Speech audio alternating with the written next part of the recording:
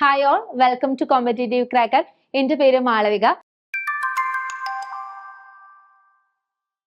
HSC മാത്തമാറ്റിക്സിന്റെ notification നമുക്ക് അടുത്ത് തന്നെ പ്രതീക്ഷിക്കാം. സിസ്റ്റമാറ്റിക് ആയിട്ടുള്ള പഠനം കൂടി ആയാൽ നിങ്ങൾക്കും ഒരു റാങ്ക് ഉറപ്പിക്കാം. ഇനി നമുക്ക് സിലബസിലൂടെ പോവാം.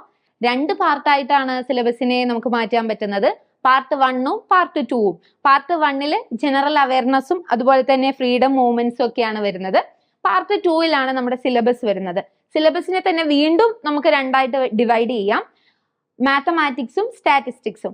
3 മൊഡ്യൂള് സ്റ്റാറ്റിസ്റ്റിക്സിനും ബാക്കിയുള്ള മൊഡ്യൂൾസ് മാത്തമാറ്റിക്സിനും ആയിട്ടാണ് മാറ്റിവെച്ചിട്ടുള്ളത്. ഇന്ന് നമുക്ക് സ്റ്റാറ്റിന്റെ സിലബസ് ആണ് നോക്കുന്നത്. ഇവിടെ മൊഡ്യൂൾ ഫസ്റ്റ്, അതായത് സ്റ്റാറ്റിന്റെ സിലബസ് തുടങ്ങുന്ന 6th മൊഡ്യൂൾ തൊട്ടാണ്. 6th മൊഡ്യൂളിൽ ഫസ്റ്റ് വരുന്നത് ഡാറ്റ റെപ്രസെന്റേഷൻ. ഡാറ്റ റെപ്രസെന്റേഷൻ എന്ന് പറയുന്നത് എങ്ങനെയാണ് ഡാറ്റയെ നമുക്ക് കാണിച്ചു കൊടുക്കാൻ പറ്റുക, ഡാറ്റ എങ്ങനെയൊക്കെ അതെങ്ങനെ വിഷ്വലൈസ് ചെയ്യാം. അപ്പോൾ data, raw data, classification and tabulation of data, frequency data, നമ്മൾ ഇതൊക്കെ +1 +2 മാത്തമാറ്റിക്സിലൊക്കെ പഠിച്ചതായിരിക്കും അല്ലെ. അതുപോലെ തന്നെ കണ്ടിജൻസി ടേബിൾസ്, ഡയഗ്രാംസ്, അതെങ്ങനെ വിഷ്വലൈസ് ചെയ്യാം, ബാർ ഡയഗ്രാംസ്, അതുപോലെ തന്നെ pie diagrams, graphs, frequency, polygon, frequency curve, ogives, ഇത്രയും വെച്ചിട്ട് നമുക്ക് ഡാറ്റ എങ്ങനെ, ഡാറ്റ ക്ലാസിഫിക്കേഷനും ടാബുലേഷനും, അതാണ് ഫസ്റ്റ് ഡാറ്റ റെപ്രസെന്റേഷനിൽ വരുന്നത്. ബേസിക് ആയിട്ടുള്ള കാര്യങ്ങളാണ്. അടുത്തതാണ് ഡിസ്ക്രിപ്റ്റീവ് സ്റ്റാറ്റിസ്റ്റിക്സ് വരുന്നത്. ഇതിൽ percentiles, deciles, quartiles, arithmetic mean, median mode, geometric mean, harmonic mean, ഇത്രയും ആ സെൻട്രൽ ടെൻഡൻസി ആയിട്ട് വരുന്നത് പെർസെന്റൈൽസ്, അതൊക്കെയാണ് വരുന്നത്. അടുത്തത് അതിന്റെ ഡീവിയേഷൻസ്, ഡിസ്പെർഷൻസ് ആ വരുന്നത്. Mean deviation, variance, standard deviation, quartile deviation, relative measure of dispersion, അതായത് coefficient of variation, moment, skewness, അതൊക്കെ അറിയാലോ അല്ലെ. സ്ക്യൂനെസ് ഒക്കെ എങ്ങനെയാണ് അത് സ്ക്യൂ ചെയ്തിരിക്കുന്നത്, അതുപോലെ തന്നെ കുർട്ടോസിസ്, മെഷർ ഓഫ് സ്ക്യൂനെസ്, കുർട്ടോസിസ്, ഇത്രയാണ് ഡിസ്ക്രിപ്റ്റീവ് സ്റ്റാറ്റിസ്റ്റിക്സിൽ വരുന്നത്. ഇവിടെ ഇതൊക്കെ വായിക്കുമ്പോൾ നമുക്ക് വളരെ സിമ്പിൾ ആയിട്ട് തോന്നാം അല്ലെ, എന്താണ് മീനും മീഡിയനും മോഡൊക്കെ അല്ലേ എന്ന് തോന്നാം.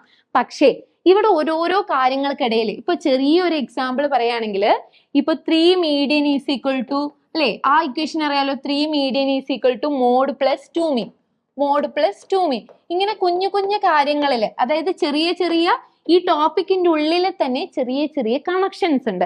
ഇപ്പൊ ഇവിടെ പറയുകയാണെങ്കിൽ ഇത് മൊമെന്റ്, സ്ക്യൂനെസ് ആൻഡ് കുർട്ടോസിസ് ഒക്കെ പറയുമ്പോൾ എങ്ങനെയാണ് സ്ക്യൂനെസ് ആൻഡ് കുർട്ടോസിസ് വരിക, അതെങ്ങനെയാണ് ഡിസ്പേർഷൻ ആവുന്നത്, ആ ഡിസ്പേർഷൻ എങ്ങനെ കണ്ടുപിടിക്കാം അല്ലെ. μ3 സ്ക്വയർ ബൈ എന്നൊക്കെ പറഞ്ഞ് നമ്മൾ കുർട്ടോസിസ് ഒക്കെ കണ്ടുപിടിക്കുമല്ലോ.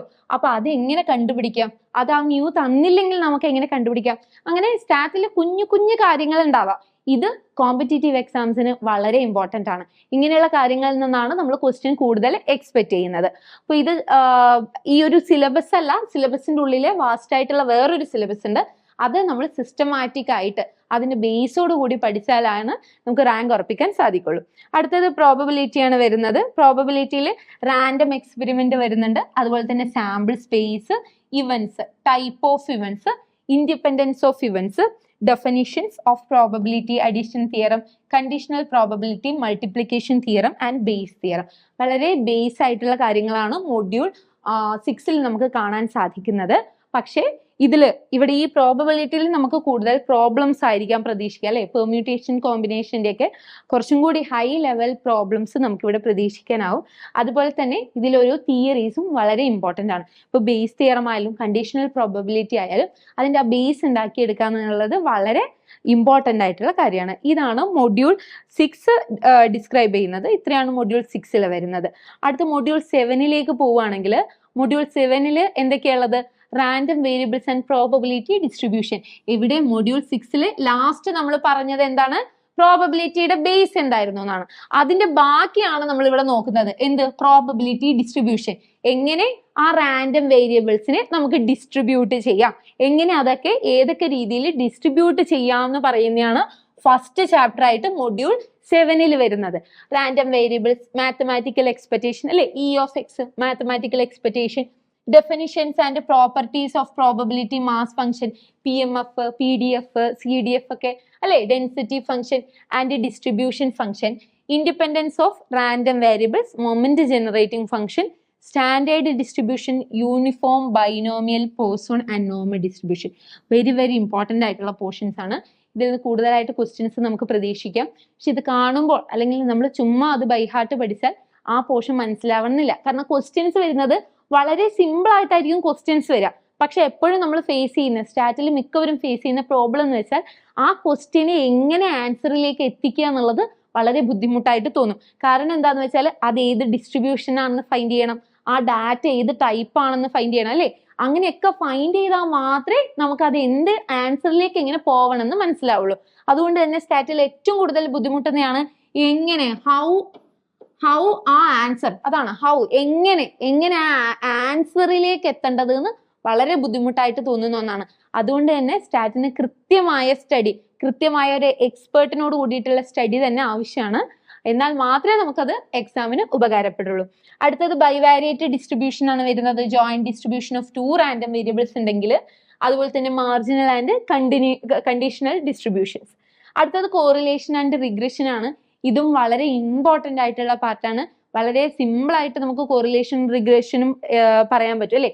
സ്കാറ്റർ ഡയഗ്രാം വെച്ചോ, കാൾ പിയേഴ്സന്റെ കോറിലേഷൻ കോഎഫിഷ്യന്റ് വെച്ചോ, സ്പിയർമാന്റെ റാങ്ക് കോറിലേഷൻ ഒക്കെ വെച്ച് നമുക്കിത് പറയാൻ പറ്റുമെങ്കിലും ഇതിന്റെ ഇടയിൽ എന്താണ് കോറിലേഷൻ റിഗ്രഷനും തമ്മിലുള്ള ബന്ധം, എങ്ങനെ റിഗ്രഷൻ ലൈൻസ് തന്നാൽ, രണ്ട് റിഗ്രഷൻ ലൈൻസ് തന്നാൽ, ഇങ്ങനെ ഒരു 2 ലൈൻ തരുകയാണ്, ഇങ്ങനെ ഈ റിഗ്രഷൻ ലൈൻ തന്നാൽ അതിന്റെ ഇടയിൽ നിന്ന് നമുക്ക് എങ്ങനെ കോറിലേഷൻ കോഎഫിഷ്യന്റ് കണ്ടുപിടിക്കാം അല്ലെ. അപ്പൊ നമുക്ക് റിഗ്രഷനും അറിയാം, കോറിലേഷൻ കോഎഫിഷ്യന്റും അറിയാം. പക്ഷെ അത് തന്നാൽ ഇത് എങ്ങനെ കണ്ടുപിടിക്കും, അതാണ് അവിടുത്തെ ചോദ്യം. അപ്പൊ അത് കണ്ടുപിടിക്കണമെങ്കിൽ ഇതിന്റെ ഉള്ളിലുള്ള ഡീപ്പ് ആയിട്ടുള്ള നോളജ് നമുക്ക് ആവശ്യമുണ്ട്. അതുപോലെ തന്നെ principle of least squares, curve fitting, simple linear regression, ഇത്രയാണ് മൊഡ്യൂൾ 7 വരുന്നത്. മൊഡ്യൂൾ 7 അത്യാവശ്യം ഇമ്പോർട്ടൻ്റ് ആയിട്ടുള്ള സ്റ്റാറ്റിന്റെ കോർ പാർട്ട് അടങ്ങുന്ന ഒരു മൊഡ്യൂളാണ് മൊഡ്യൂൾ 7 എന്ന് പറയുന്നത്.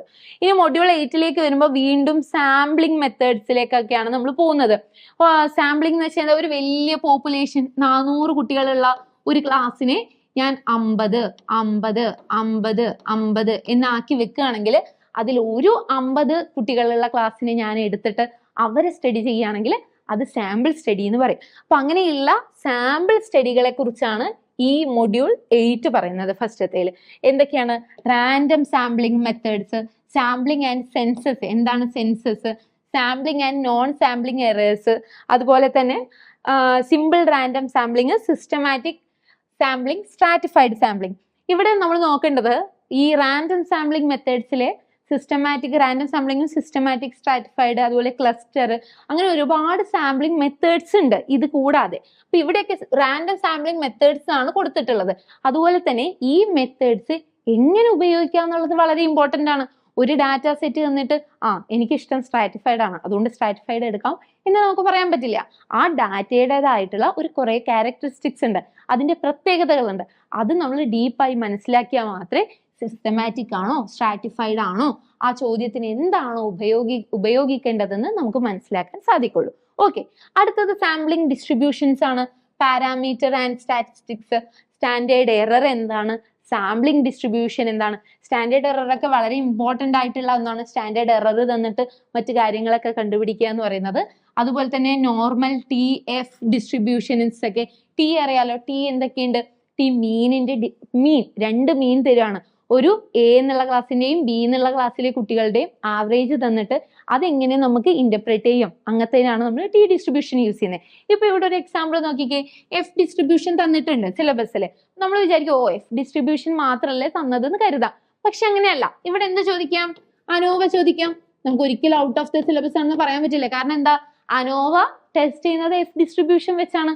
അപ്പോൾ എഫ് ഡിസ്ട്രിബ്യൂഷൻ എന്ന് പറയുന്ന ഭാഗത്ത് അനോവ കൂടി ഉണ്ടാവാം. അപ്പൊ ഇങ്ങനെയുള്ള ഓരോരോ കാര്യങ്ങൾ, ഈ കൃത്യമായ സിലബസിനെ കുറിച്ചുള്ള പഠനം അത്യാവശ്യമാണ്. ഇപ്പൊ അനോവ എഫിൽ അനോവ ചോദിക്കാം, അതിൽ ടിയിൽ തന്നെ 2 ടൈപ്പ് ഓഫ് ടി ടെസ്റ്റുകൾ ചോദിക്കാം.